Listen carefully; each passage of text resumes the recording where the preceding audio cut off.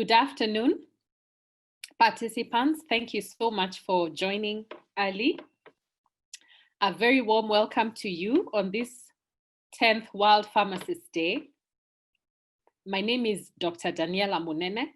I'm the CEO of the Pharmaceutical Society of Kenya, and I'm very glad to host this session for you this afternoon, co-hosted with University of Nairobi. I would like to welcome all the honorable members of the Pharmaceutical Society of Kenya, our guests from other cadres who may be in the meeting, our distinguished panelists that I'll introduce later on. Thank you very much for joining this webinar. Our webinar is on new frontiers in pharmacy practice. As you know, the theme of this year's World Pharmacist Day is transforming global health, and we cannot transform global health at an accelerated rate if we don't venture into new frontiers. But first, please meet my co-moderator. First of all, a few ground rules. Participants are muted during the entire course of this webinar. Please ask questions via the Q&A tab. Either at the top or at the bottom of your window, you'll find a Q&A tab. Ask your question there and indicate which panelist you're addressing your question to. Do not wait until the end of the session to ask your question. Ask as it comes to you as the presenters present. The questions shall be addressed on that same Q&A tab by our panelists, and some questions shall be answered live by the panelists. For PSK members, if not already done so, please subscribe on the PPB portal for today's webinar so that you can get your CPD points. Don't let the day pass, otherwise you'll not be able to get your points. For KPA members or any other cadres present, on request, we can forward the proof of your attendance to your officials for awarding CPD points. Please note for PSK that we only award points to paid up members. Note also that this webinar is being recorded and shall be made available hereafter on PSK's YouTube page. And you can catch up on our YouTube page on all the other webinars we've had this year in case you missed them. So now I will introduce my co-moderator, and that is Dr. Shital Mahindra Maru. She's a pharmacist with a PhD and an MBA, and she's a senior lecturer of pharmacy at the Department of Pharmaceutics and Pharmacy Practice at the University of Nairobi School of Pharmacy. Karibu sana, Dr. Shital. Please say hello to our participants and welcome them to the meeting. Thank you, Dr. Munene. My name is Dr. Shital Maru, as you know. I'm from the Department of Pharmaceutics and Pharmacy Practice at the School of Pharmacy, University of Nairobi. And I welcome all of you, honorable members, on this great day. Today is the World Pharmacist Day, and in celebration, I welcome you all to this presentation webinar, and thank you, Daniela. All right, Karibu sana. Thank you also for helping us put this together and for being the co-host this afternoon. I'd like to take us all through the agenda for this afternoon. So Dr. Maru and I have already given our welcome remarks. And so in a minute, I will give an introduction about World Pharmacist Day. And then at about 2:15, we'll have our first speaker, and that will be Professor Mahendra Patel, who will tell us about pharmacy in the corona world, UK perspectives. He'll also tell us about being an antibiotic guardian, which is an exciting presentation that we all need to participate in to become antibiotic guardians. 20 minutes later, we'll have Dr. David Nyamu, who will present on new frontiers of pharmacy training. And at 2:45, we'll have Dr. Joseph Kathare presenting on new frontiers of community pharmacy practice. Thereafter, we shall have a Q&A moderated by Dr. Maru, where all the panelists will participate. I would like to introduce in more depth our three speakers. Our first speaker shall be Prof. Mahendra Patel. He's a fellow of the Royal Pharmaceutical Society. He's an alumni of FHEA. He's also a fellow of the National Institute for Care and Excellence in the UK. He's a senior academic and a pharmacist of national and international profile. So we're very pleased to have him, and we're very honored that he can speak in our webinar. Within the UK, he is a visiting professor at the University of Sussex and an honorary visiting professor at the University of Bradford. Overseas, he is also a visiting professor at University Sains Malaysia, Penang in Malaysia, and an adjunct professor at Wilkes University in the USA. His academic and research interests largely lie in pharmacy practice, improving medicine's adherence, and in health and health inequalities within the Black and minority ethnic groups and deprived communities. He is a national board member of the Royal Pharmaceutical Society. I can promise you participants, I had to truncate his profile exceedingly so that it can fit on this slide. But we're very happy to have Professor Patel. Prof, please say hello to the participants so that we know you're here. Hello, everyone. Hello. And happy World Pharmacist Day to you all. Thank you. Thank you, Prof. Our second speaker this afternoon is known to some of us. He's Dr. David Gitonga Nyamu, who's an implementation science fellow.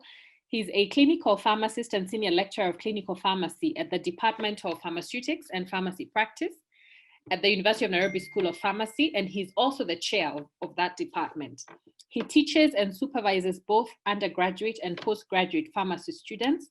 He has supervised over 40 master's students, probably some of you, and he's currently supervising 2 PhD students. In addition, for over 10 years, David has been practicing clinical pharmacy at our National Referral Hospital, which is Kenyatta National Hospital. It is also University of Nairobi's teaching hospital and the largest referral hospital in Eastern Central Africa.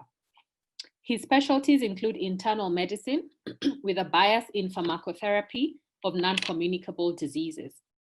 Dr. Nyamu has co-authored over 50 papers in peer-reviewed journals. Karibu sana, Dr. Nyamu, are you there? Thank you, Dr. Daniela, for those kind introductions.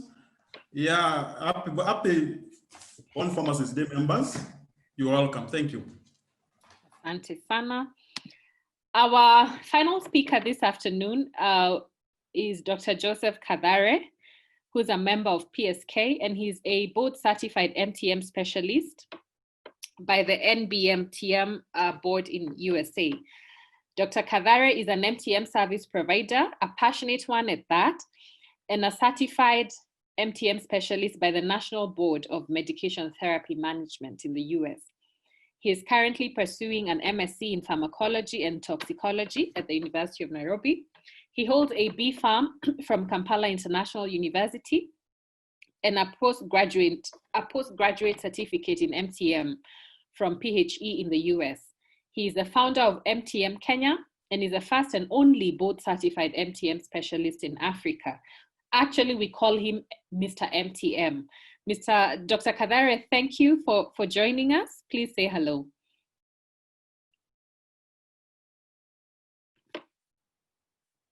You can unmute yourself, and we need to know that you're there.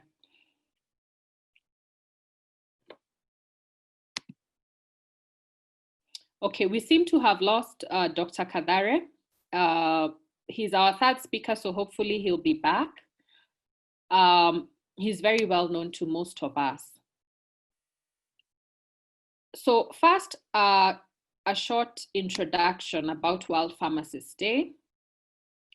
As designated by the FIP Council in Istanbul, remember FIP is the International Pharmaceutical Federation.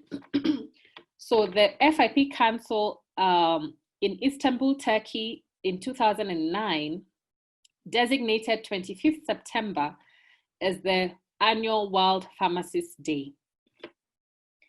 FIP encourages pharmacists to use this day to organize activities that promote and advocate for the role of the pharmacist in improving health in every corner of the world. This year sees our 10th World Pharmacist Day, and the theme of this year's day is transforming global health. How fitting, considering the global health threats that we've been experiencing, including in 2020. We aim to show how pharmacists contribute to a world where everyone benefits from access to safe, effective, quality, and affordable medicines and health technologies, as well as from pharmaceutical care services, said the FIP President Dominique Jordan.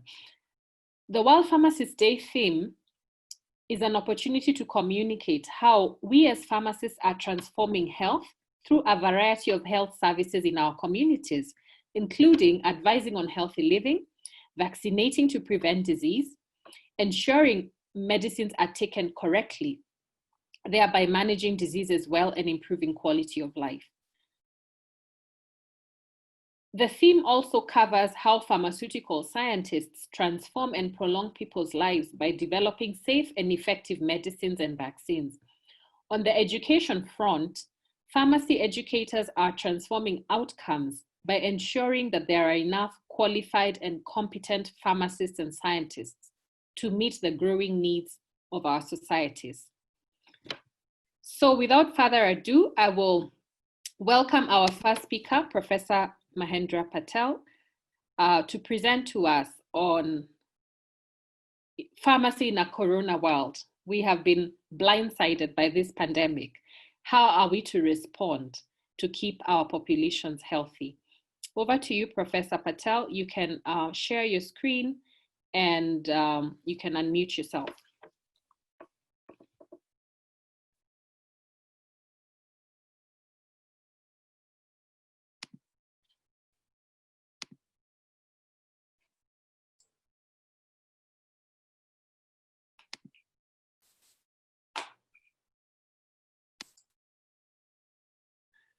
Well, good afternoon, everyone, and habari ya mchana. My greetings to you, and it's an honor and a pleasure. Dr. Daniella, Dr. Nyamu, Dr. Shital, University of Nairobi, and the Pharmaceutical Society of Kenya, for me to celebrate with all you people out there today, World Pharmacy Day. Transforming global health, that's what we're doing. My talk is going to be about looking at what's happening in the COVID era, and also looking at how we can make Kenya one of the most powerful countries in terms of reducing antimicrobial resistance. So just a quick overview of current status in the UK of where we are. We're at the moment on alert level number 4, on the very cusp of having a national lockdown. The number of cases as of 23rd of September was just under 42,000, and this is growing rapidly. As you can see, Kenya is 37,000, so it's not far away in terms of where we lie in terms of the two countries. What has happened is we've had a spike in numbers coming, or a hike in numbers coming through, a rise that we're, particularly after the easing of lockdown and people traveling to work, where 2/3 of people have started going back to work, but still 20% of people are still working from home. That has caused this, where we're now seeing a huge rise. The sharpest, the biggest rise, one-day rise since May. And the predictions are that if cases double each week, then we'll be reaching 50,000 by the mid-October. And if they grew at the same rate as Spain or France, then we'll be reaching at 10,000. So this is where, and this is if we didn't do anything, so that's why we need drastic measures in terms of trying to avoid this sharp turn again. So who are the people most at risk? The most at people at risk are the elderly, the men in their 50s and 60s, and people with underlying conditions such as heart disease, cardiovascular disease, diabetes, respiratory conditions, etc. But also those from the minority ethnic group. And by this, I mean people of Black and Asian minority ethnic group in the UK have been disproportionately affected. So those people from those origins are often 2 to 3 times more affected by the coronavirus. And as a result, the government have worked hard due to various lobbying and pressures because of this high rate of affected COVID pandemic within this particular group. And it's widening the inequalities that exist within these minority ethnic group as well. So the COVID pandemic has actually shone a light in terms of wider health inequalities issues as well, and how we can work with that.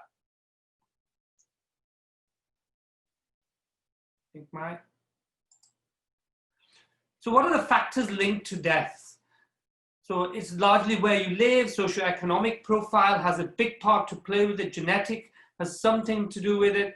People working in low-paid jobs, in health and social care, front-facing, overcrowding. A lot of some of the communities, particularly from the minority ethnic groups, from the Indian, Pakistani, Bangladeshi groups, may be living in overcrowded conditions with multiple generations in one household, and so therefore that increases the rate of transmission as well, really. And as I've mentioned, the underlying conditions, often we can have those people. It's shown that hypertension, heart disease, diabetes, and obesity has caused or has answered some of there's a correlation between high prevalence and these conditions. I'd also like to shine a little light on mental health issues. People have been locked down, and we need to be mindful that how they're feeling in their own status and their own mind. And how does it mean living with families, spending 24 hours at home, which they've not been used to, and therefore there has been cases where there's mental health issues, physical abuse can come into play, reporting that, and people just generally becoming agitated. So that is something that a pharmacist can play a huge role in being mindful and hoping to be able to address those in terms of people coming forward so that we can signpost and advise them accordingly. The long-term conditions, people have multimorbidity conditions. How do we manage things like hypertension, asthma, respiratory issues, if they've not been accessing the services, type 2 diabetes and blood pressure and blood glucose controls? And this is where we feel that pharmacists can play a huge part, particularly during the post-lockdown, in helping to make sure that these patients have still continued to manage their conditions properly.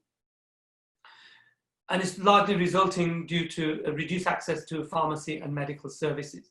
One of the things that we found earlier on was the doctor's GP, mean general practitioner, the urgent cancer referrals declined by 70%. So these are people who are not coming forward. That could be, we had a patient that was passing blood in their urine and thought, oh, it's not causing me any issues. I won't go to the doctors. I won't get it seen to, and I don't want to get corona at this point in time. We need to get to these patients, and pharmacy can play a huge role in advising and promoting that message for people not to hold back on their condition that they normally do. Global challenges to community pharmacies, we all know, being on the front line and the workplace that we work in, and how can we work in line with government guidance on social distancing. Pharmacies actually are very small areas, and if we have a very full community pharmacy, how do we keep them social distancing, making sure we can counsel patients effectively, and reaching out to those most needy, like the elderly, the care home deprived populations. Healthcare professionals, so we need to step up or have been stepping up services globally, really, and that includes pharmacists in the primary care context, both in the community and primary care health facilities, as well as hospital settings, and as well as the academia, because we've had to make sure that our students are not losing out, and also we're supporting them appropriately, particularly those that are entering their final stages of exams for qualification as well. These students have a huge burden on their hands in terms of worry that when are they going to get their final registration, when are they going to be able to practice, and when are they going to be able to work effectively and as qualified pharmacists. So we want to make sure that they are supported, and what is the program behind that. As we know, we're the first port of contact. Over and above the normal services that we provide we are counseling patients constantly. We are using virtual methods to reach out to our patients if they're not able to come to us. And we need to make sure that we step up in the times of crisis such as these, the corona pandemic. We've also started stepping up the provision for disease prevention, promotion in terms of infection control. And we have to be vaccinating and making sure that we have a workforce that's well equipped, that's adequate in ensuring that we can vaccinate our patients and the public in case of flu, for example, so that we're adequately prepared, particularly during the winter pandemic that's coming close by. So you can see the UK figure at the moment from the World Health Organization, 409,000 as of yesterday, I think, or yes, as of today. And Kenya is 37,000. And we'd want to address this. And we're all in it together, and that's what we have to understand.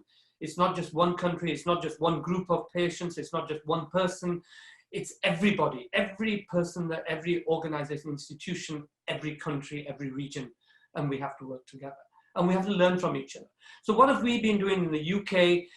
In order so that, particularly during the lockdown period, we wanted to make sure that patients don't panic, they're able to get their medication in time, and so pharmacists were able to order their repeat prescription for those people with long-term conditions and those people that are on repeat prescriptions, rather than going to the doctors or having to wait through trying to get to the doctors, even though the doctors were not able to see them face-to-face. It was electronic, but it's that process that was cut out, and so we were able to order that.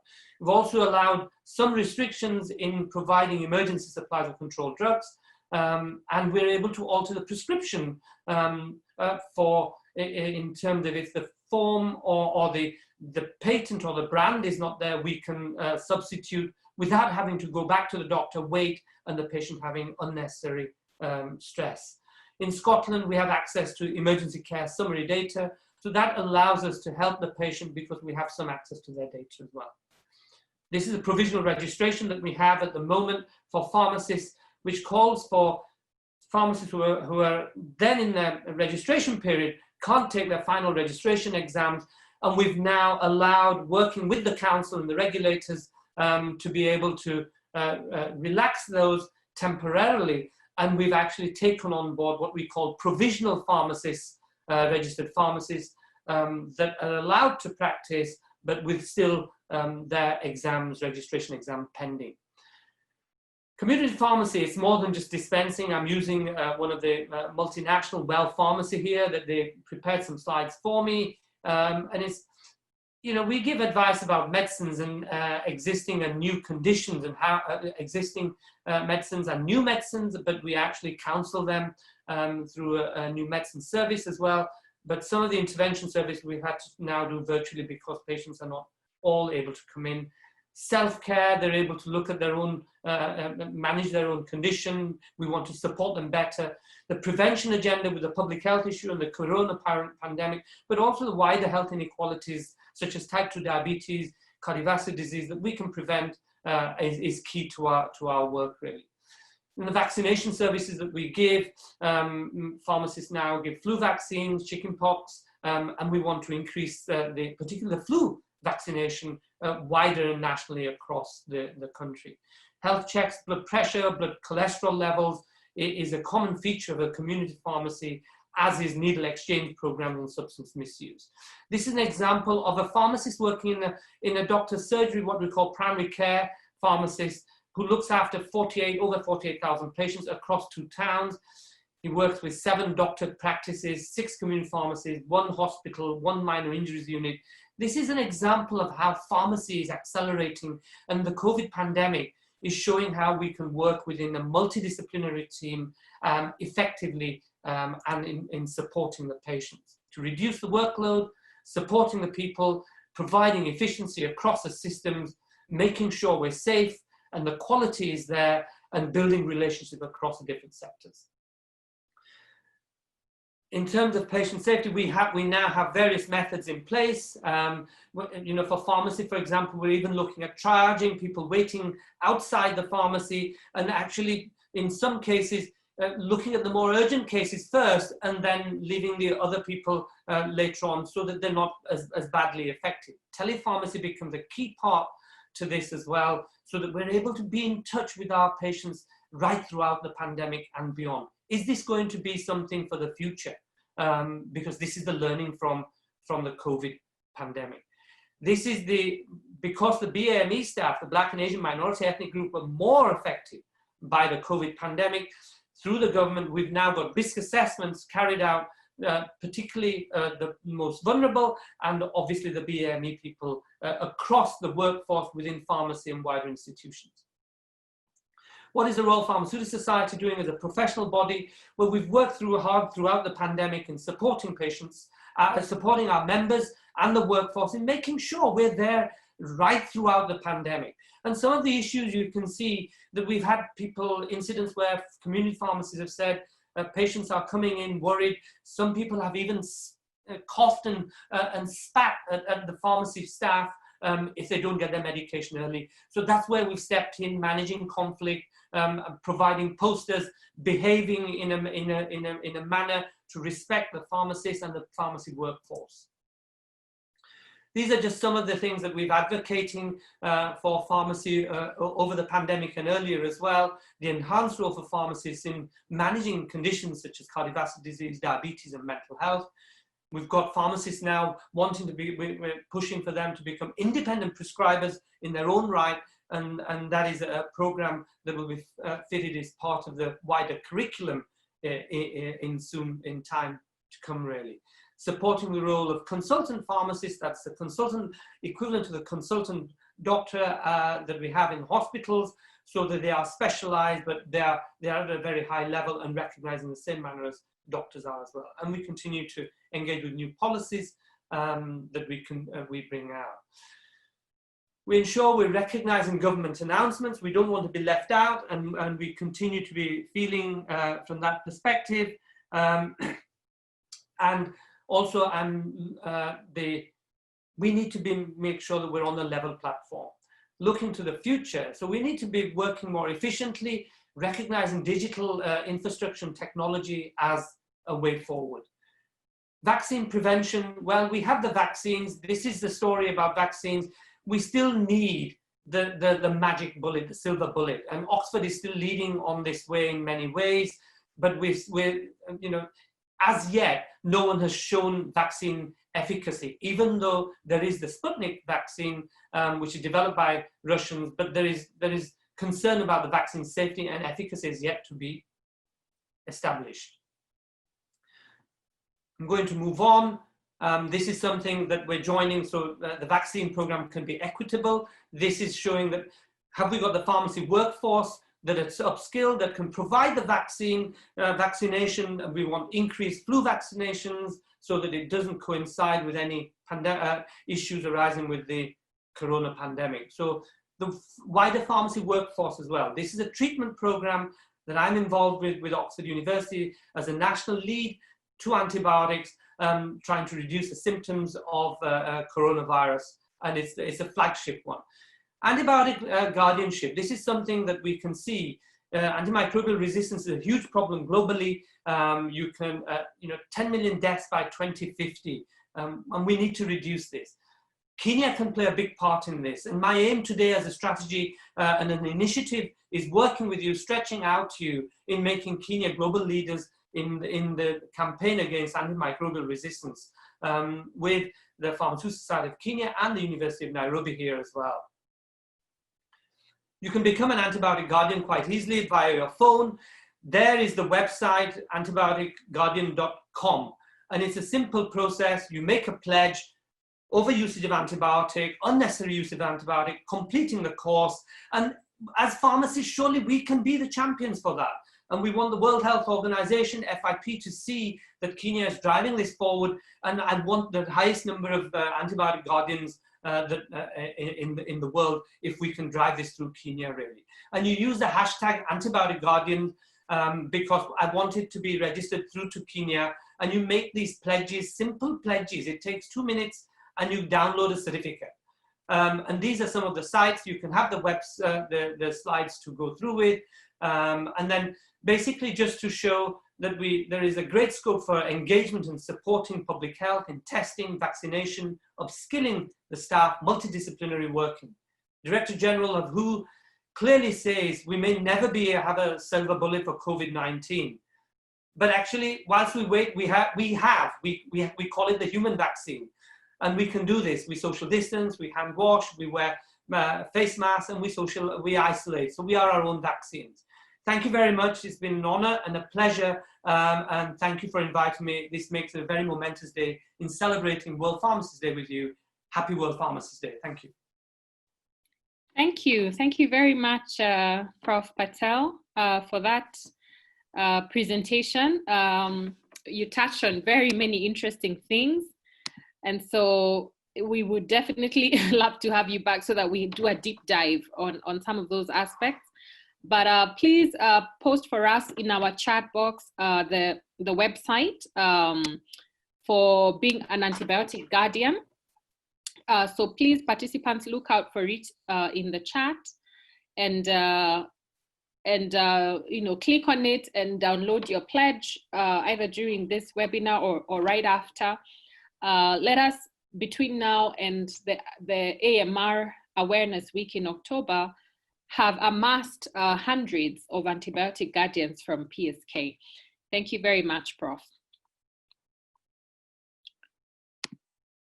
Our second speaker is Dr. David Nyamu. Over to you, Dr. Nyamu.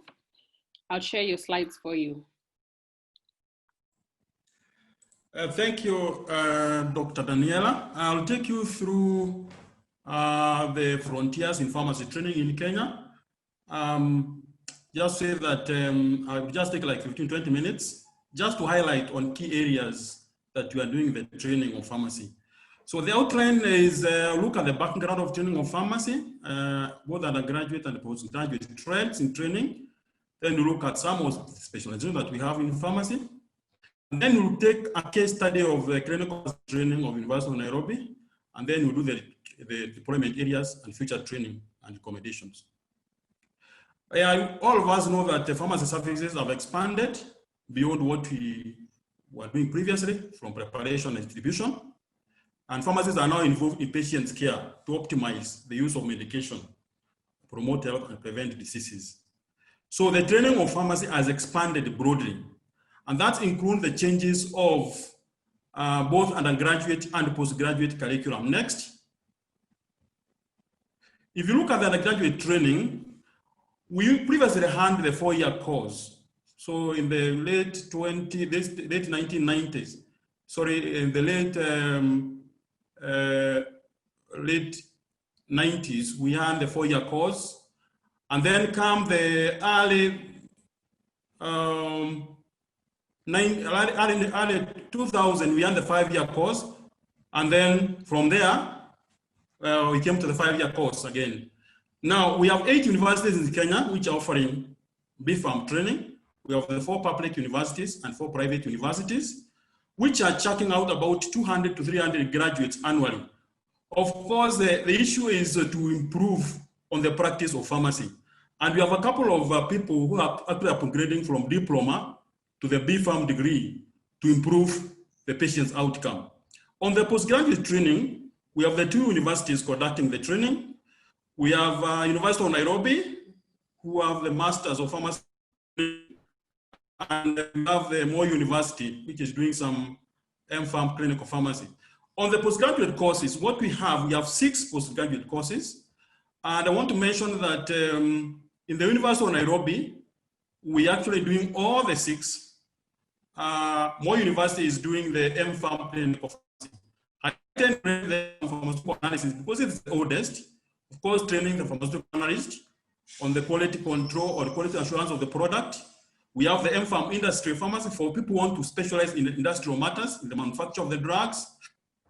And then we have specialization in traditional and complementary medicine, the ones who are doing the herbal medicine, and we have the molecular pharmacology. And then we have the ones dealing with pharmacovigilance. Next. On the MPharm Clinical Pharmacy University of Nairobi, this program is responsible for ensuring safe, appropriate, and cost-effective use of drugs in patients. And in this training, specialized skills and knowledge are important for service delivery. So the program instills extensive education to participants, to students, for the provision of pharmaceutical care at patient level. So our mission and vision is to advance health through excellence and innovation in pharmacy education, patient care research, and public service. And the vision is actually to bridge the gaps in patient care. So what we are doing in the University of Nairobi is that we have a program which started in 2005. That was the first intake. So the program has been running for the 15 years now. And the program involves an intensive full-time 2-year activities. There is a first year and second year. The first year is basically the didactic and the clinical rotations. And the second year is whereby our students specialized, whereby they have the major and the minor, specializations, and research. Next. So this is how we have enrolled our patients. The number of enrollment up to date is 148. And the ones who are in training are actually 27. So the ones who have completed the training, including the ones who are in the final year, which are supposed to graduate this year, I'm expecting that all of them will graduate, is 130. So we can say that we have 130 clinical pharmacists out there. And of course, we had a few have deferred, and one student, unfortunately, was continued. The course has attracted actually 12 international students so far. Next. So this has been a trend of training since 2007, when the first graduation was expected, up to year 2020. So you realize that if you look at this trend, though it's supposed to be a histogram, you can see it's rising, but the kind of rise is not as what we expected. Because in the year 2007, we had 3 students who actually graduated in 2008, because of course, that was the first call and had a lot of teething problems. So if you look at the year 2020, we have 15 students who are graduating. So you can imagine, looking at this trend, we'll be expecting now to be graduating like 50 students per year, but that is not the case. So what am I saying is that we need to do something to produce these specialists. Continue next. So in University of Nairobi, we have students specializing in major electives and minor electives. Now the major electives are 4. We have those who take the internal medicine, the counterparts of the physicians. We have the ones who take the surgery as a major elective. Then we have the gynecologist, and then the pediatric pharmacy. Then we have 5 minor electives. That is oncology, emergency and critical care pharmacy, and infectious disease pharmacotherapy, mental health and oral health pharmacy. Next. So if you look at the preferred electives so far, since 2005 to 2020, you can see the ones who have taken internal medicines, actually there are 93. Yeah, and the ones who took pediatric pharmacy, there are 20. So we have a number here, which is, I don't know what is happening, because we need people who are actually training in such to assist the surgeons and to assist the gynecologists and even the psychiatrist. But you can see the number is very low. However, the uptake of the oncology pharmacies is quite high. They are 45 so far. So, and the ones who are specialized in infectious disease are 50. Then we have one here, which is, I don't know what is happening, is not attracting the pharmacist to specialize in oral health. I don't know what is happening, but we need that to pull out. So what am I saying is that we have various oncologists that we have trained, oncology pharmacists, but the number is not sufficient. And we have various people who have specialized in infectious diseases. And then we need to pull up socks on these other surgery, gynecology, and mental health. Next. So this is a choice of electives by year of various students. You can see from 2007 to 2020, the number is not quite encouraging. You can see like the ones who have taken internal medicine, every year we have students taking that elective. And the last column here is the ones who are taking the infectious diseases. If you look at this color, which is gray, these are the minor electives. And this other one is the major electives. So we are yet to reach where we would like to be. And please, we encourage members to come on board. Next. So after graduating our students, where do they go? Most of them actually go to the hospitals. So we have so many clinical pharmacists in the hospitals. And quite a number are in academia, like myself. There are some who are working in research centers, others in the industry, quite a number in community pharmacy practice, and some are in regulatory bodies like PPB, and also policy-making bodies. And I know a few have gone to programs and long-term care institutions. Next. So what have we done for future training to improve on this? Is that the curriculum has changed from 2 years to 3 years, whereby we have the first year, usually didactic, accounting for about 3/4 of the training, and then you have the clinical accounting for about 0.25% of the time. Then the second year, which actually 30% will be didactic. That means they are in the wards or in their clinical practice. And 30% actually they're in class. Then 60% of the time they are doing the clinical rotations.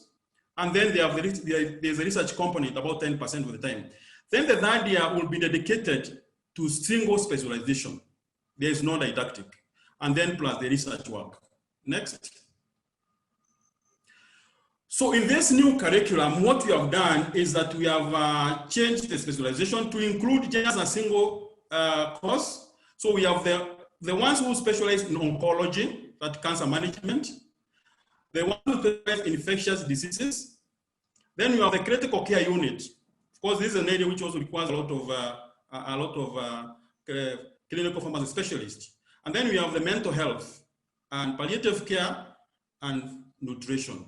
So these are 6. So when you come now, you do the 3 years, but you just pick on one specialization. Next. So what is the importance of having specialization in clinical pharmacy? One, there is patient-centered practice, which is emphasized. Yeah, you are there and the patient, so you improve the service and improve the outcome of the patient. Then the clinical pharmacy will take responsibility. They reduce mobility and mortality of the patient. And of course, the healthcare costs will be reduced. And as you work in those areas, you actually collaborate better with other members of the team. You collaborate better with the physicians, with the nurses, and of course, there's job creation and opportunities in clinical pharmacy practice. Next. So what do we recommend? We see that the number of trained personnel is more. So we have 130 so far for the last 15 years. So that's an average of 8 per year. That number is so small. We have very few PhDs in the area, and we require teachers and mentors. So what we are suggesting is that please enroll for this course, enroll for the courses to improve the patient outcome. Next. I would like to acknowledge all the stakeholders for helping making this course successful. Thank you very much. Thank you. Thank you very much, Dr. Nyamu. I hope a good number of our participants will heed the call to enroll. The course actually looks quite attractive and well taught with sufficient time for clinical experience. So asante sana. Now I will move on to our next speaker, but before he comes, I would like to encourage you to ask your questions in the Q&A tab. The panelists are waiting to answer your questions. So just indicate the panelist to whom you're asking the question, and they will answer it on the tab. And if we do get time, they'll answer some out loud at the end of this presentation. So Dr. Kathare, I'd like to welcome you. Please say hello to our participants and carry on with the presentation. Well, thank you, Dr. Daniella, the CEO of Pharmaceutical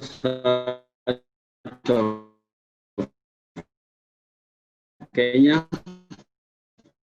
And also, I want to record on giving me this opportunity. Good afternoon to my viewers and participants.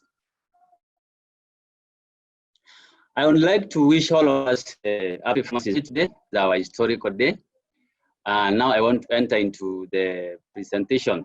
And thank you for the previous presenters, Prof and Nyamu. Now, I just want to start with a brief history of where pharmacy professional was born.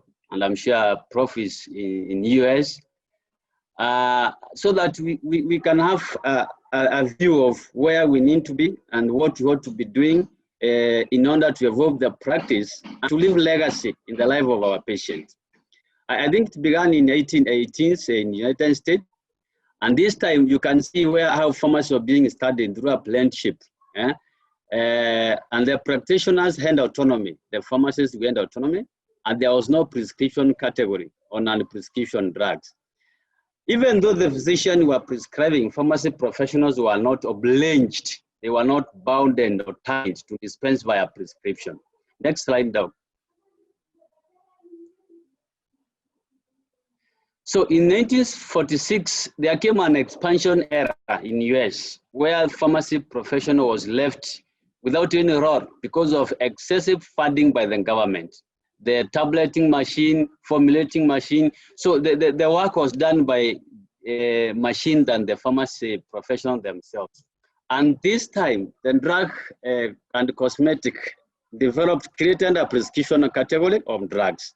And then the pharmacy professionals, they lost their power which they enjoyed to dispense drugs without an order from a licensed prescriber. I want us to note where things began. The next slide is Dr. Daniela.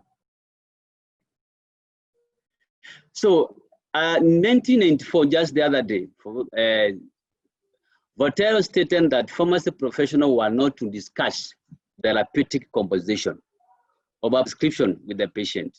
So that means the pharmacist was supposed to dispense and not to discuss with the patient what will amoxicillin do to your body, what will clarithromycin do to your body. And then pharmacy professionals were reduced to dispensers. That was the environment then. So the School of Pharmacy responded to this by creation of a curricula, which was more technical and scientific. Why did they do this?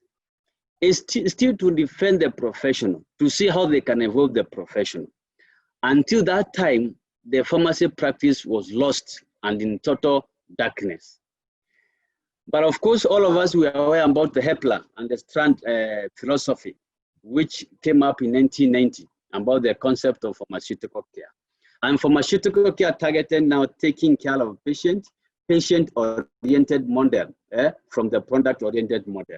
So this concept now, as we speak now, the other countries, it has changed from the patient care model to a risk management model, where the pharmacist asks himself or herself, what will this drug do to this patient after 2 years, after 3 years?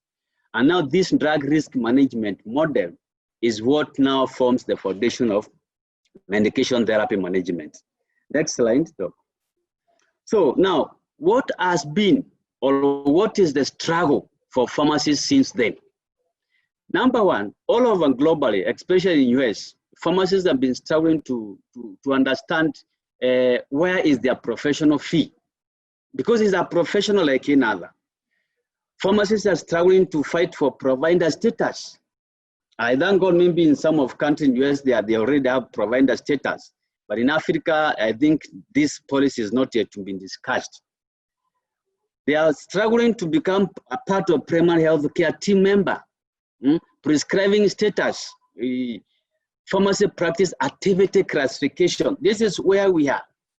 Do we have pharmacists as trying to come up with a PPAC, pharmacy practice activity classification? What activities that entails pharmacy practice? What activities that entails the profession of pharmacy, clinical pharmacist, consultant pharmacist? We are still at this level. Identifying those activities from the pack, only a pharmacist can perform. Once we identify these activities, then we're able to know this is what a pharmacy technician can do, this is what a pharmacy technologist can do in Africa, and that so on and forth. So now, the current pharmacy practice model we have is drug channel distribution model, where inventory control plays in, where we get drug from manufacturing, distributors, wholesalers, and to the retailers. That is the channel distribution channel we are talking about. Community management model, what you call drug management model, is what we have. And we also have a model which we are calling patient-centered care, which Dr. Nyamu just mentioned there before. And the academia model, we have industrial model, we have drug surveillance, where we have pharmacovigilance activities taking place in. The next slide, Doc. So now, all these models that we have, the question that we are asking is, how better or how recognizable that they have placed the profession of pharmacy in the job market, either from academia to community practice to industrial practice, how have they placed the pharmacy? And this is now where we're saying, how have they managed pharmacy to get reimbursement, to be recognized as service provider rather than the product provider? So we are saying we need a very urgent shift from the product model, distribution channel model, to what we are calling medication therapy management service model. Currently, as we speak, we are struggling to have a service as a pharmacist where we can serve, we can reclaim, like any other professional. So now, what is this MTM, medication therapy management? So a simple definition, distinct service or group of services that optimize. Optimize is the key one, therapeutic outcomes for individual patients and are independent of. That means they can exist with other services, but can occur in conjunction with the provision of that product. Now, this definition was derived by 11 nations organization in 2008. And I think Africa was not among these 11 nations. So MTM evolved out of pharmaceutical care philosophy. Now, why am I saying this? Any professional has to evolve. So we need to track our involvement as pharmacy practice. Where did we start? We started which point, and where are we, and where we want to be? Because if we have to have job creation, the professional has to evolve by all means. Now, this MTM service involves a systemic process of collecting patient medication-related issues or information, and it must occur between the pharmacist and the patient encounters. This means this model cannot occur over the counter, over the grill. Patient standing on the other side and the pharmacist standing inside the pharmacy. So the pharmacist must document his encounter. We have a challenge of documentation as far as pharmacy practice is concerned in entire Africa, not only in Kenya. So, and this process, what we are calling MTM, is a complex intervention. And we are going to see how. So next slide, Doc. So what are these scopes that we can embrace for medication therapy management? We have outpatient-based MTM. This is where a pharmacist who knows how to provide MTM sit with patient and consult at outpatient department. This is not patient who are admitted in the ward. You sit down, develop the CMR, the TMR, the map with the patient, and then the patient goes back home. Then we have MTM service provided within the inpatient settings. And I think this is where we are saying now clinical pharmacy plays a big role in MTM, where we have a once and admitted patient. We also have a setting where we have MTM management service provided as retail pharmacy settings. Now, this is the point of concern. If community pharmacists can accept to embrace the practice, then we have a great involvement of this practice, where we have provided MTM at all identifying and qualifying community pharmacy centers. So there's also MTM intervention designed as a single episode of contact. What do I mean? If patient is on a family planning method, maybe like no plant for 5 years, for 10 years, we have a single episode with this patient. We schedule an MTM section and explain to patient what will happen if you are taking this drug for 3 years, for 10 years. Because as long as the drug is helping you, there must be some changes for some years to come. So we have this a single episode encounter as an MTM section. Now, globally, we have accepted component of MTM. And these are CMR, and TMR, comprehensive medication review. This entails every aspect of any drug that patient is put on, whether it's prescription or over the counter. How does it entail? How is the patient taking the drug? Is it the right drug? Is it justifiable? What patient report concerning that drug? That is what calls CMR. And then we have targeted medication review. This is a component where you identify a single problem that is associated with that medication. You analyze it and you recommend holocaust intervention. And then after that, you target this report to a patient physician, what you call targeted physician report. And then there are general core elements. The general core element of an MTM is, of course, CMR is there. We have PMR, personal medication record. This is more than patient profile. It has more details that captures and positions the patient with all the details that are needed. Then we have a map. A map you are going to see map is only MTM pharmacist generated report. No any other professional can have an input as far as map is concerned. It is developed with the conjunction with the patient and then understand each other and understand the lifestyle, humanistic nature, the economic outcome of the patient. Then you give the patient. It is only a report that patient carries back home to share with the relatives, the caregiver, and the physician. Of course, we have intervention and the referral. Again, we said we should establish a pharmacy referral system from the lowest kind of pharmacy to the pharmacy consultant, and then to the physician and the medical consultant. And documentation aspect. There can't be an MTM section without proper, accurate, and quality documentation. And then we do a follow-up. Currently, we don't have any documentation in our practice, especially community pharmacy, and there's no follow-up structure. Then this means we don't own the patient. And that's why the patient will say, no, please don't interfere with this prescription because you are not my doctor, which is very true. So then we have CMR, just an explanation of a CMR conducted between the patient and the pharmacist. It's designed to improve patient knowledge of their medication. Remember, you are the only pharmacist that are the only drug expert and should not be assumed that patient understands about the medication they take. Actually, according to research, it's only like 10% that understand the importance of the medicine they are taking. Then the CMR, ideally, the patient presents with all medications to the pharmacist again, and then the pharmacist empower patient to self-manage their medication and their health outcome. How do they do this? If every patient is empowered to self-manage their medication, then what you're going to have in this country and in the world at large is what we call a chronic model management of patients, whereby you don't need to see patients who are coming for hypertension review, a diabetic review in an outpatient, increasing every day. You don't need to see a physician having patients from 40 today, tomorrow they are 60, the other day they are 100, because that is an acute model. And there's no medication review that is taking place, we still face and experience this kind of management patient. Now we have TMR used to address the actual medication written problem, actual medication written problem. And then patient receives a comprehensive MTR. It's only for those patients who have undergone CMR section who can qualify for TMR.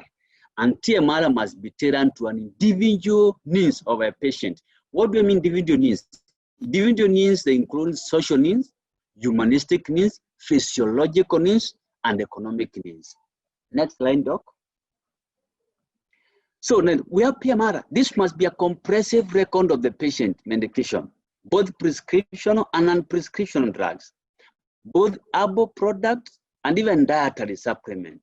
And I wish, as Dr. Nyamu was talking, we can have specialization where pharmacists can specialize on nutrition, and I think I've seen it there. This is where we need it, actually, especially during MTM. The doctors and physicians, they are not able to gather information as far as herbal products are concerned with the patient. Not because sometimes they are not able to do that, but because they have limited time. So this time the pharmacist who is providing MTM will develop the PMR and share with the physician and other clinicians in the healthcare team. Next slide, Doc. So MAP, as I said again, this is the mother of MTM. Patient-centric document which contain a list of actions for the patient to use. So currently, we don't have anything that you can say patient is getting from a pharmacist. It's only a verbal explanation, go home, and then come back next time. And it has become difficult to prove, even to insurance companies. We need compensation for service model. There is no document we can produce. So a map should not include any outstanding issues. A map is when tell these are things that patient will do. When you come next visit, we are going to check. Did you do this? How did you do it? How did you take this drug? When did you take it? How did you feel when you take it? And the patient will tell, I did do this, I did this. And then you develop another map with the patient. So there should be no opinion. There should be no any room for any other care provider to put in a map. It is purely an MTM pharmacist document. So then we have, it's the pharmacist professional course of action, jointly formulated by the pharmacist and the patient. Remember, it's a jointly formulated document, understanding patient background and also pharmacist understanding patient background. Yes, next. So now, developing a plan for the dissolving issues, and I think this is well taught in clinical pharmacy, where we, after doing the SOAP, you understand how you can develop the plan for this patient. You provide education and training about medication. You may talk about disease condition, but your focus as a medication expert is the medication. So provide this education. Why do you have headache? Because of vasodilation of blood vessels. Because this drug has a functional group that is responsible for vasodilation of the blood vessels. That's why you have headache. So these are the things that we sit down and explain to the patient. Importance of medication adherence, as Prof was talking about. You identify whether this patient is adhering or not, then understanding the treatment goals. When the patient understands the treatment goals from the MTM pharmacist, that is a patient who is almost completely managed.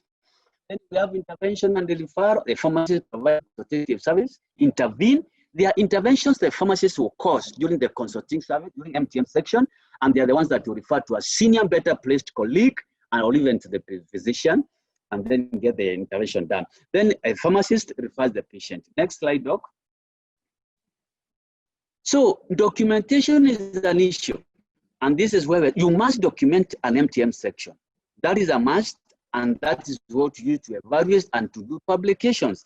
The pharmacy documents services and interventions performed in a manner appropriately as prescribed by MTM documentation practice protocols for evaluating patient progress and even for sufficient billing purpose. Okay, next slide, Doc. So follow-up. If you look at the statistics today in Africa, we don't have a follow-up structure for a patient in community pharmacy. And again, that's why we don't own these patients, including in hospital practice. So in MTM practice, we embrace follow-up strategy. A pharmacist transitions the patient to another pharmacist. How do we follow up? If patient has been discharged from MTRH, then is coming to Nairobi KNH, there must be a follow-up transition through MTM protocol, surrendering this patient to another MTM provider in KNH, and the follow-up will continue. The initial pharmacist must transfer the patient, MTM patient, and MTM files. You can see is a very organized model that need to position pharmacists to where we are supposed to be. Next slide, Doc. So then pharmacists as a provider of MTM, a care-oriented practice, we have several pharmacists working at a given time. Currently, we are not able to have many pharmacists working in a single community pharmacy. Why? Because the model is dispensed and the product focused.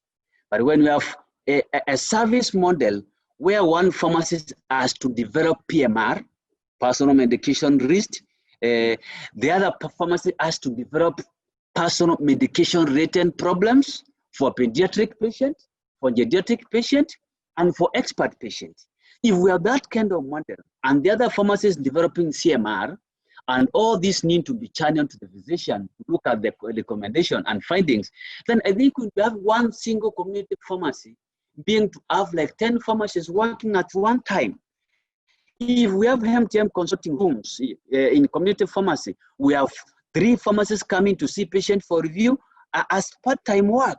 So currently, this model is not the model where for drug dispensing cannot employ more than 2-3 pharmacists in a single community pharmacy. Then where the patient have ultimately received a medication product, the MTM service model will enable patient to receive the service. Next doc. I think my time is almost. So pharmacist and MTM, we work the pharmacist and the patient to manage medication use and achieve therapeutic outcome. Remember, the target of every healthcare worker is therapeutic outcome. If therapeutic outcome are not achieved as per the expectation of the prescriber and the pharmacist, then we'll be wasting the patient. The current drug channel-based model works to manage access to expensive drugs. How are they expensive? Because the pharmacist will dispense 10 drugs without justifying the prescription, without looking the interactions, without looking the pharmacoeconomics outcomes of the prescribed drugs. So the drug becomes expensive for this patient. The different pharmacists, the difference is the pharmacist-patient relationship in MTM. Next doc. So now, all patients with multiple disease conditions require complex medical treatment, and therefore they need MTM. Next slide, doc. So now, expanding a lot of community pharmacy in practice. Why community pharmacy? Because community pharmacists, they will be the people who are going to help us evolve the practice. I tell you the truth. In hospital setups, we have seen there are a lot of barriers. But if we have community pharmacy opening consulting rooms, medication comprehensive review services, we have multiple pharmacists working in those community pharmacies at a single time. So the risk associated with prescription drugs, there are many. Every drug, whether it's paracetamol, must carry risk. Who is managing this risk? There is no one. There's a big gap. Every contraceptive carries a risk. Every antibiotic, as we are talking, carries a risk. Who manages this risk as we speak in entire Africa? The pharmacist nowhere. There's a gap. So high cost of medication, pharmacoeconomics. We need to fit it in MTM. Potential for medication errors. Medication errors, as we speak today in America, and Prof can agree with this, there are 700 patients who die as a result of medication error in every week. This is in comparison to a plane crash, crashing every week. We just see a breaking news. A plane crash has crashed with 700 people on board. Medication errors. Every week is a plane crash death. And you can imagine, so who is going to save this if it's not a proper analysis, understanding of this prescription, justifying from a physician, whether there are other interests with this prescription, whether the patient is able to buy this medication from economics, who is going to do this? What are the risks that will befall this patient after 10 years of using amlodipine? There's no one to analyze this. So I'm just saying, safeguarding the patient. It is MTM process, no matter which academia level that we are going to achieve. It is MTM process that is going to safeguard the patient from irrational, even outcome of a prescription. It is this process that will help us. So next slide, doc, and I think my time is over. Expanding, so perform patient assessment. We are not having any patient assessment at community pharmacy level. Why? It is give and take. Take them drug, bring the money. So how do we hold the patient when we cannot assess them, when we cannot have vital signs recorded at the community pharmacy level? How do we claim for compensation when we don't own any part of disease condition of the patient? Okay, so now the next thing is document the result at community pharmacy, initiate, adjust, or discontinue altogether the prescription that you find is going to harm the patient a few years to come. The next slide, doc. So assist in gathering background information, then gather the financial, demographic information of this patient. Remember, this is happening at the community pharmacy.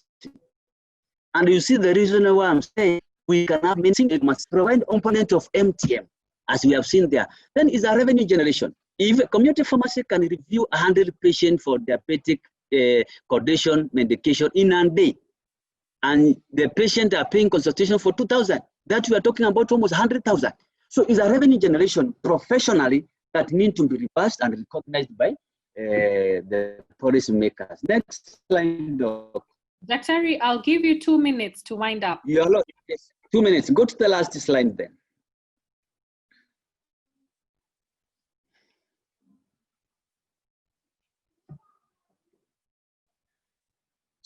So that last slide, Doc. So I think the whole summary is about understanding why we need to have MTM, why we need to embrace medication therapy management. There's a big gap.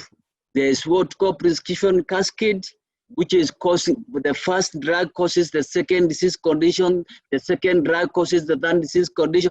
All this, there's no filter chain that you can say, no, this patient ought to have been on 2 drugs and not on 6 drugs. So as this guy said, Sir Cecil is saying, medicine used to be simple. In those days, ineffective and relatively safe. But today, they are very complex. Now it is complex, effective, and potentially dangerous. Any patient on a medication for a long time, it requires a medication review report to share with the relatives and the physician. This will help us leave the legacy in the life of every patient when it comes. So let us embrace MTM. It is only Africa that's lagging behind, and we need to read and do research and check what is happening in our environment, including our academic institutions. Thank you, Dr. Daniella. Thank you, Dr. Kathare. I think we need to have you back so that you can spend a good amount of time on the concepts, because they're very interesting and very eye-opening. These days we have medicines that are complex, effective, and potentially dangerous. That is a jarring conclusion. You're welcome. You're welcome. As Professor Ndemo, also an MTM crusader, keeps telling us, medicines don't have brains. We are the brains of the medicine. So if we only just buy and sell, then the patient is not benefiting. So at this juncture, thank you participants for asking your questions. I'm glad to see we're a full house. We are 308 participants. At this juncture, I'd like to hand over to my co-moderator, Dr. Shital Maru, to take us through Q&A. If we exceed 3:30 by a few minutes, please bear with us. It's World Pharmacist Day after all. Let us do justice to the questions. Over to you, Dr. Maru. Thank you, Daniella. There are quite a number of questions that have been answered. Most of them are to Dr. Nyamu. We'll go to 1 or 2 of them, which I feel can be answered. So Dr. Nyamu, you have a question on what are the requirements for entry into MPharm clinical pharmacy course. Would you kindly answer that live? Thank you, Maru. The minimum requirement for the MPharm course is, of course, you have a BPharm degree. That BPharm degree could be from any university, or you can have a BPharm degree or its equivalent from any university.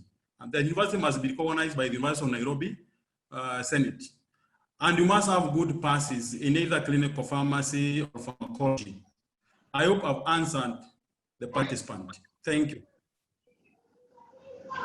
Thank you, Dr. Nyamu. The next question is for Dr. Kathare, where Dr. Paul Juguna Mwangi is asking you on the problems that pharmacists do not document the work. Can we lobby with MAP or any other document approved by Ministry of Health that is designed with your input? Are you able to answer live, or you can type? Dr. Kathare? Yes, Doc, I can answer live. Eh? You can hear me? Yes, we can hear you, Daktari. Thank you, Paul. I think it's not only a map, but we are trying our best together with the PSK, OPAC, and other stakeholders to have a pharmacist recognized service model, which can be reimbursed by even our national insurance and other insurance in the country and the region. And MAP will not only be one of them, but we have also tabled other documents that patients should get from pharmacists, and pharmacists should develop during the service section to the patient. So that is on cost, and I believe even with the training university, with Dr. Nyamu and others, I think we are going to have this model established, and then the pharmacists can learn not only from product, but they can learn from service, like other professionals. Thank you, Doc. Stay on board, Dr. Kathare. You have another question on from Nixon Motari, asking you to tell him how Dr. Lispanjeri has been of help in the renal pharmacy practice. To one sentence, one short sentence, because we are running out of time, and we have another presenter from another country where time difference is quite a bit, and he would want to leave. 1 second, I just need to appreciate what Dr. Lispa is doing in KNH as far as MTM in Reno is concerned. I think she's one of the clinical pharmacists who is doing the best as far as MTM service are concerned. And I think it's an example to all of us to follow. Please note that she was thoroughly trained at the University of Nairobi during her MPharm clinical pharmacy postgraduate course. The next one, Dr. Kathare, please stay on board, is MTM should be mandated by law and the Code of Ethics as a minimum standard for community practice. Do you agree? Absolutely, it should have happened long time ago. There are some other questions on documentation, storage, and data protection sharing. Maybe you could share with these people on how MTM documentation could be done without out-of-pocket expenditure in Kenya. So that is from David Karenia.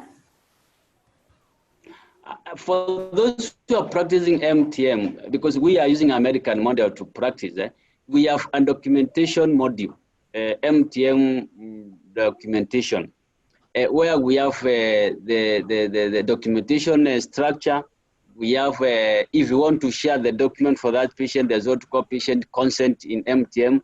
So I think I can't explain it here. There's a huge explanation and training on MTM documentation and the quality aspect of documentation in MTM. So I think I can look up with him later.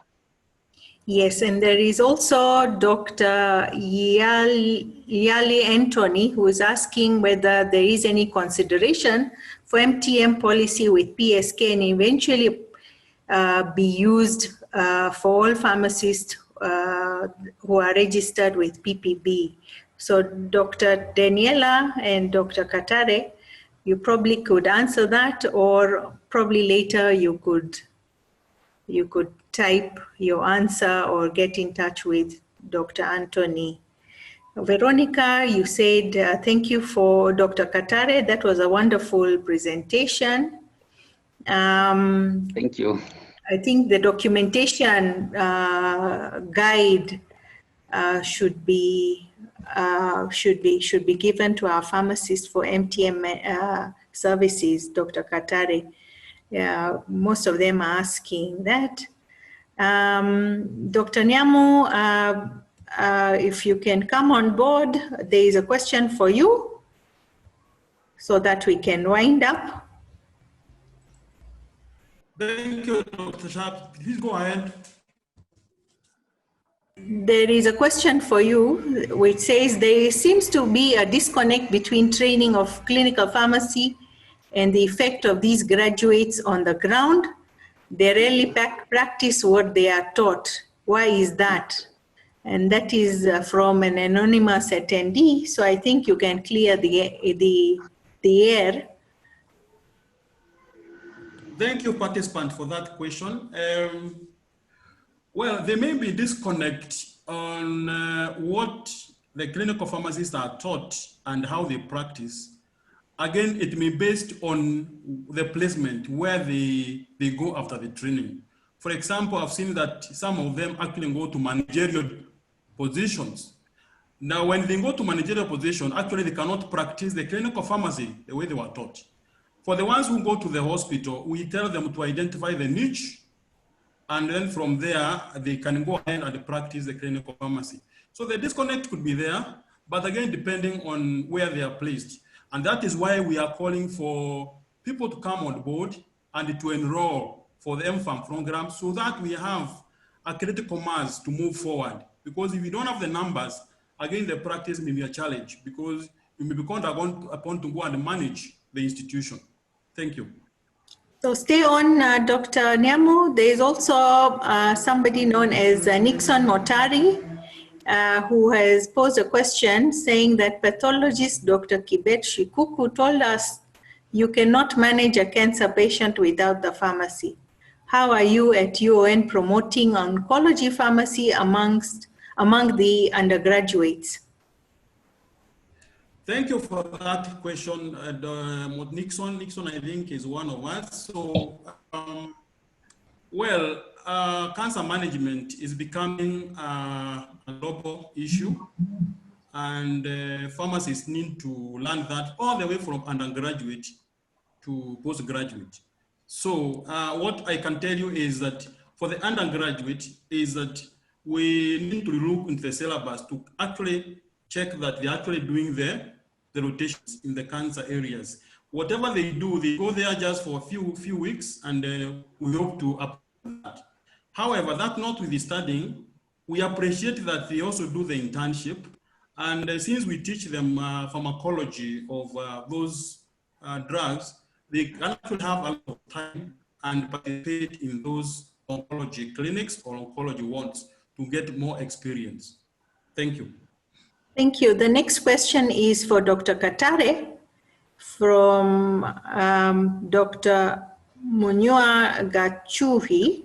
Dr. Kathare, you've been asked, in Kenya, a very small percentage of patients ever come into contact with registered pharmacists. They even don't know and don't care who provides the drug. Don't you think we are a long way to affecting MTM? What about getting rid of the shop image of the community pharmacy first? A quick answer? I think we should not start with the other way around. We should start by positioning ourselves to make patients understand our role. The reason why we are there where we are now is because we have not evolved the practice as professionals. We should ask ourselves, why is in developed countries like US, they are talking of medication therapy management as the involvement of pharmacy, when we are still talking about the level of the other practice, B-Pharm and the other specialization. So I think it is the development within us and position ourselves, Dr. Doc, and remember we're having more pharmacists jobless. So we need to think and see how we can position ourselves, create service model, employment for our colleagues, and then push policy changes from university level to government level, where now a provider status can be according to a pharmacist. When a pharmacist goes for a ward round as a clinical pharmacist, he's entitled for a review fee like other professionals. So I think we should start by positioning ourselves. Why are we about the image of the community pharmacy? We need to have a new era of pharmacy outlet.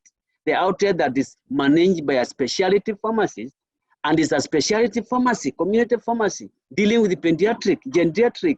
By doing that, we will position consulting services in those new era pharmacies. But if we talk of the current existing, sometimes we may take longer. But we have the potential, and we have the will, and we have the skills and the training that we have acquired. Thank you, Doc. Thank you. I think that would be it. We are running out of time. It is 1 minute to 3:30. Daniella, over to you, please. Okay, thank you very much, Dr. Maru, for moderating that Q&A session. I just want to thank the panelists, and I would request that before they leave, they give us their final remarks, starting with Professor Mahendra Patel. Your final remarks to our participants in just 30 seconds. I think we have to realize the value of pharmacists. We've seen that, the difficulties that we have in a challenging world, and we've risen above that challenge. So we need to keep positive and how we can reach out to not just the local community, but the wider as well. So our role is continuing to evolve, continuing to change, and let's take that change on with both arms and as positively as possible. I wish everybody a very happy World Pharmacist Day today. Thank you. Thank you. Very well put. Let's keep positive and remember that our mandate is given to us by the community. So let's serve the community. Dr. Nyamu, a quick closing comment from you. Thank you, CEO. My last comment would be, let's all endeavor to give the patient the best. And the only way we can give the patient the best is when we improve ourselves in terms of the training, in terms of what value can you give the patient? And let's document our work. Thank you. Document, document, document. Thank you very much. Dr. Kathare.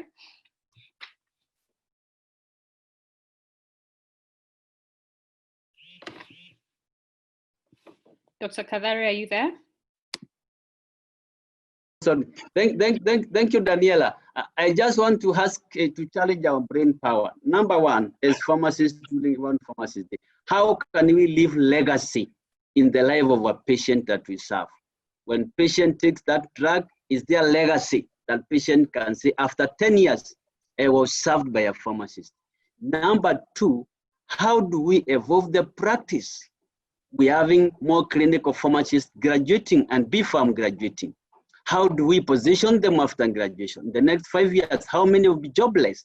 So we can only have professional fitting in a society where there is involvement and change of practice in creation of opening opportunity. So I think that's the challenge I can push to us, and the society that governs pharmacy practice should come up with the programs, even short courses that can make pharmacy evolve in terms of practice and reimbursement models. Thank you. Wow. Very well put. I will not add to that. So I would really want to say a final thank you to our distinguished speakers. It has been so good just hearing your perspectives on the various issues that are going to make us sharp pharmacists that are serving our community's needs to transform global health. Thank you very much. And thank you to my co-moderator, Dr. Maru, for helping me to put this together and for moderating with me. So very quickly before you log off, I just want to invite you for our next webinar today, being World Pharmacist Day. We are going to talk about how the pharmacist has improved patient self-care. And we're going to zero in on a case of asthma management. So we have Dr. Hilary Kawa, who will give us an overview of the role of a pharmacist in patient care. And then Dr. Tom Menge will do a drill down into asthma management, and I'll be moderating that. It will be on at 7 p.m. So please look out on our communication channels to register for this. Register early so that you can be admitted on time. I would also wish to bring to your attention that registration is now open for our virtual scientific conference that's going to run from the 13th to the 16th of October. So again, look out on our social media channels for the registration link. Please pay up, it's only 4,000 shillings, and register so that you can book your slot in this very exciting virtual conference. Thank you very much from me. It's a good afternoon to you and a happy World Pharmacist Day. Bye-bye.